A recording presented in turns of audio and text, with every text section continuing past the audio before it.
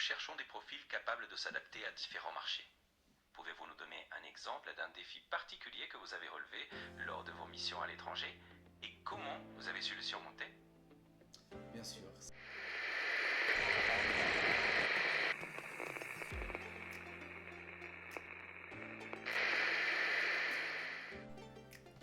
Bonjour, je suis là aujourd'hui, comme promis.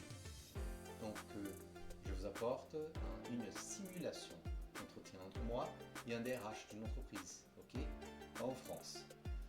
Donc, je suis le candidat et l'IA qui est ici avec moi, le chat GPT, il sera le DRH, ok, donc un directeur d'une entreprise en France. Ça marche, on va simuler pour vous montrer que ça c'est possible et pour que vous puissiez faire ça vous-même chez vous, ok. Donc repasser des erreurs. Si vous n'êtes pas trop à l'aise avec quelques sujets, donc euh, il faut faire avec l'IA, ok, chez toi, fermé dans ta chambre ou avec un ami à côté, ça peu importe.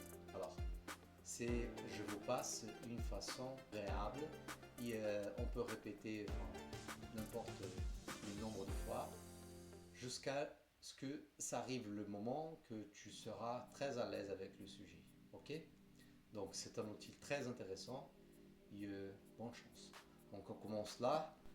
Le chat, il est déjà là avec moi. Très bien, c'est parti. Je vais donc prendre le rôle du directeur des ressources humaines. Bonjour, merci d'avoir pris le temps de participer à cet entretien. Pour commencer, j'aimerais en savoir un peu plus sur vous. Pouvez-vous me parler de votre parcours professionnel et des compétences que vous avez acquises? Je vous écoute. Bien sûr, donc je suis Marcelo Farah, brésilien.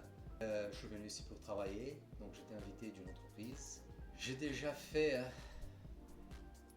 pas mal de voyages, de déplacements, donc ça fait partie de ma vie. Je vous parle de ça parce que le poste, il demande ça aussi. Donc mon parcours depuis le Brésil. Je suis ingénieur mécanique.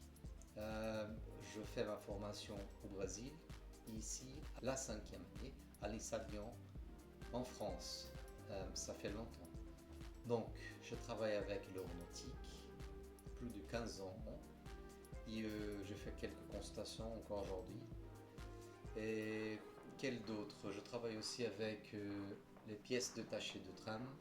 Donc, avec ça, j'ai pu voyager dans beaucoup de pays d'Afrique, pas seulement en Afrique, mais en Europe et aux États-Unis, avec d'autres postes.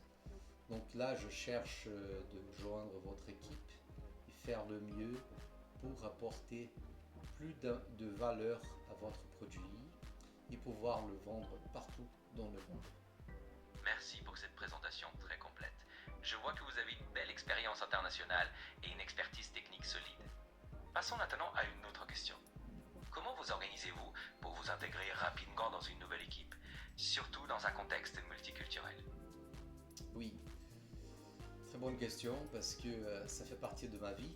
Il y a déjà quelques années, pas seulement en France, mais aux États-Unis aussi. Donc, je donne l'exemple d'ici en France, c'est plus facile pour vous. Enfin, on va dire c'est plus adapté à notre entretien maintenant. Et en écoutant, je dirais que ça c'est la première chose. Donc, écouter plus que parler. Ça c'est la première chose qu'on doit faire. Et après, connaître principalement si tu as un team, un groupe, si tu es le leader. Donc, pour lidérer, tu dois d'abord comprendre chacun de ton équipe. Vous voyez, donc l'écouter,